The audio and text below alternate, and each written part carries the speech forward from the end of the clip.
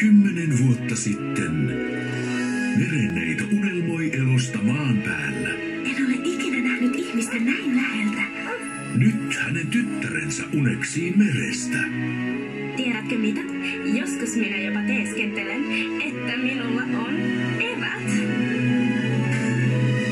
Pieni merenneito 2, Atlantiksen salaisuus. Valmistaudu uskomattomaan tarinaan. Tämä on ainoa keino. En kerro Melodille merenpäästä tai Atlantiksesta. Ja seikkailuun, jota et voi unohtaa. Mitä tapahtuu? Melody!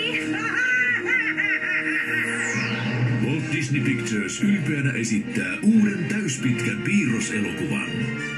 Medaljonkin merkitsee jotain.